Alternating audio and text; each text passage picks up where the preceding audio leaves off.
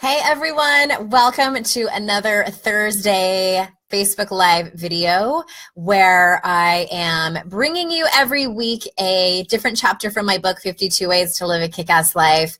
I'm Andrea Owen, in case you didn't know it, and I run the joint over here at Your Kick-Ass Life, and I'm super glad to have you. I think I've made it 2 Thursdays in a row at noon Eastern time, so yay me, and I have my fancy microphone today, so the sound might be a little bit better. So if you are here live with me, I would love for you to tell me where you are from. Where are you coming from? Are you in a place where the season is actually changing and fall leaves are happening? I am. I'm in North Carolina, and coming from San Diego, it's a really big deal for us. We still get excited. We've been here for, I think this is our 4th fall season, and we still get very excited when the leaves start changing and we get to actually experience the changes of the seasons. So if you're here with me live, please pop in where you're from, or as I always like to know, what is your favorite emoji? I know it can change week to week for people what they're using the most these days. Mine is still the kissy smiley face. And today, as you might have seen in the title, I am going over what chapter is it? 25, and it is titled, Stop Trying to Run Other People's Lives. Let me explain.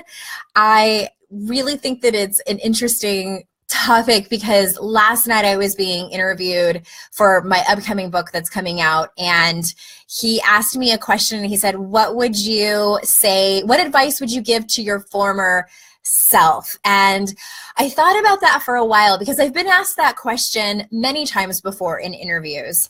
What advice would you give to your former self? And I always had something to say, like don't stay with him for that long, or always love yourself as much as you can, et cetera, et cetera. Always this really great go get him advice. And I paused when he asked me that last night, and I said, you know what? I wouldn't give myself any advice because I wouldn't have taken it, being where I was. And also, I really think I needed to go through every single thing, situation, circumstance, heartbreak, struggle, pain, in order to get where I am today.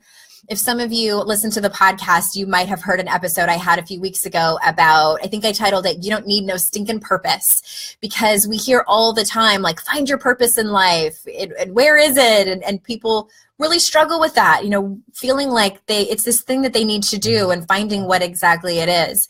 And my whole point was, what if your path is your purpose? What if it's that you are trying your best to be the best person that you can and grow and evolve into this consciousness, if you want to call it that, in your life? Like, what if that's your purpose? I feel like that's my purpose. And I'll tell you what, it's brought me a lot of relief than trying to find this one thing that brings me so much fulfillment and is my one purpose that I have in life.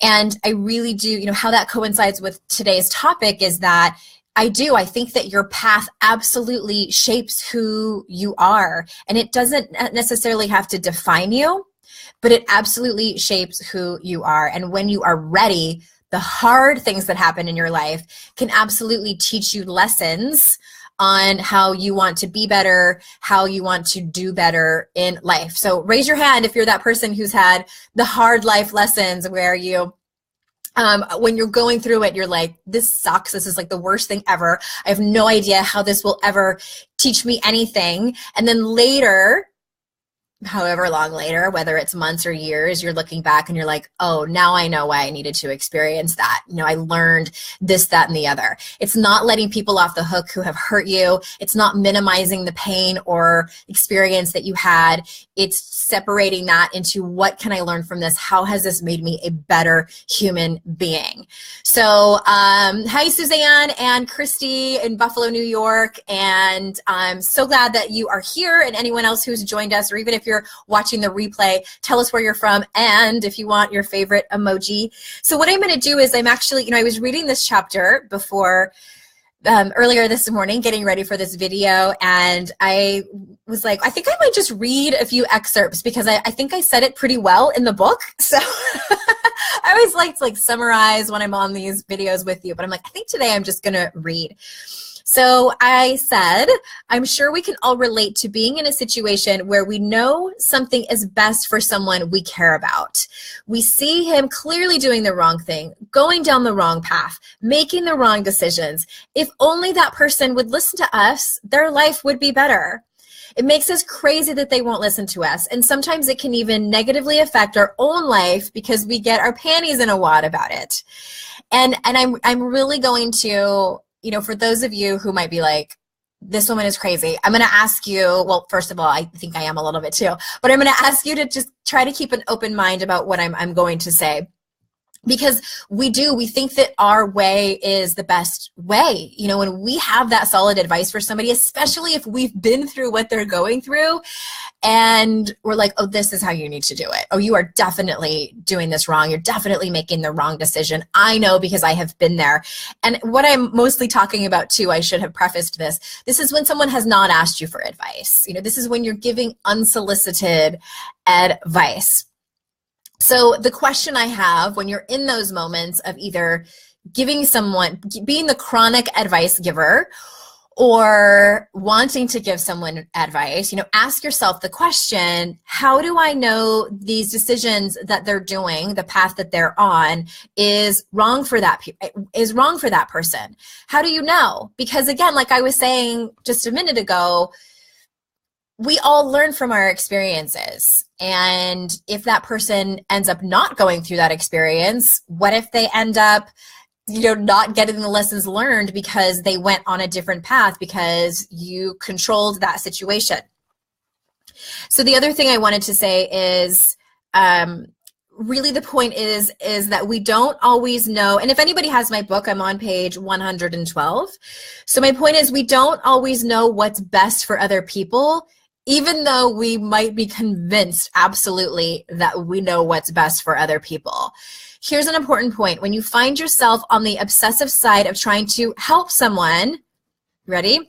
I can almost guarantee you're avoiding something in your life that needs attention. I can't even tell you how many times I've done this. Like, raise your hand if you've been in, or maybe we know someone like this, or again, we are that person where we see somebody making a mistake in their marriage or their relationship. And we have all kinds of advice for them. It's like, oh, well, you know what you should do? You should make sure, I know this really great love workshop that you should go to. Or maybe it's even more specific, like, oh, you definitely need to say something about that, and here's what I would do.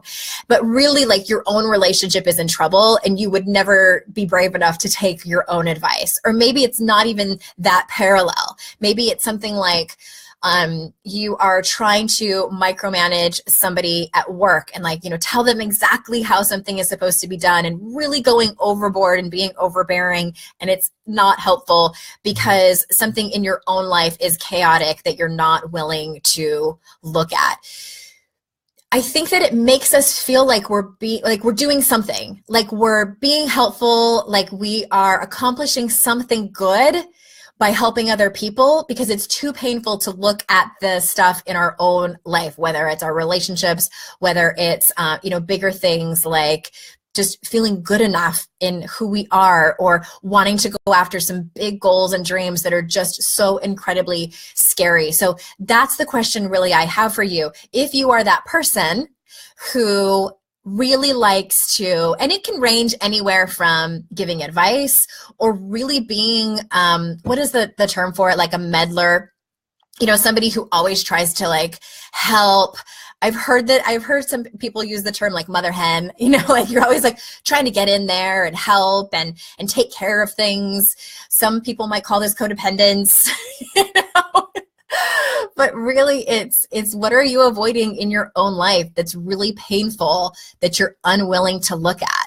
Again, I have been down this road before where I felt like I knew what was best for everyone else, but I'd be damned if I was going to try to fix my own life, because that's really vulnerable and that's painful. It's way less painful to help other people with their life than it is to work on your own. So case in point, when I decided that I wanted to become a life coach, I was at a place where I'm like, I want to help other people with their life, but I don't want to look at my own stuff. And unfortunately, that's not how it works. I was just talking about this to somebody, you know, as coaches and healers, like we cannot take our clients farther than we are willing to go ourselves in our own life. I learned that very quickly. So I think that that's the takeaway that I would love for you to have is when you find yourself in those moments of chronically wanting to give advice or help other people, take a look at your own life. Is there something that you're avoiding that you're trying to fulfill that through someone else or something else? Okay. And also, if y'all don't know, I have a brand new book coming out January 2nd. Yay! It's called How to Stop Feeling Like Shit. I'm going on a small book tour, and I'm also doing really awesome small workshops in many of the cities, New York City, DC, San Diego, Portland, Oregon, Chicago are some of the for sure's that I'm doing these small workshops. New York City, I already have people signed up for it. So if you think that you might want to either come to a book signing in those cities or come to a super awesome small cozy workshop with me and a few other women, I'm going to pop the link in there in the comment section for you to make sure you sign up so you don't miss them. And I'm going to go over to the comments and see if there is any questions. Wait a minute, Christy Lee, there is a cartwheel emoji and I didn't know about it. That's amazing. Okay, so Michelle says, yes, gut check. Absolutely. I think that that's one of the best things to kind of just slow down and do a gut check. Like, am I doing this because this person really needs my help? Like, did they actually ask for advice? Or am I doing it because I'm avoiding something in my own life? So Suzanne says, my advice is to trust that feeling in your gut. If it doesn't feel right, it's not. But I agree with you. Everything we've done has brought us exactly where we are today, right where we are supposed to be. Pre-ordered your book, by the way. Oh, thank you, Suzanne. Yes, thank you all so much for being here. I love seeing your comments. Thank you, thank you, thank you. That's so awesome. Next week, we're talking about living your passions and doing things that you're passionate about. I'm excited. So I will actually be here. Hang on. I should have figured this out before I got on live with y'all. Next week, I'm going to Raleigh, North Carolina to record the audio for my new book that's coming out. So that's very exciting. So I will not be here on Thursday at noon next week. I am looking at my schedule and I'm like, I have no idea. I might actually skip next week and just give myself a break. I'm looking at my calendar for next week. I'm like, don't know when I'm going to be able to do the Facebook Live, but I will for sure be here the following Thursday, October 2nd. So mark that in your calendar if you want to be here live. I love seeing your comments, but if you're here watching the replay, thank you so very much for being here and just being a part of the Your Kick-Ass Life community. And so I will pop that link in the comments for you. And until next time, everybody, I'll see y'all out in cyberspace. Bye.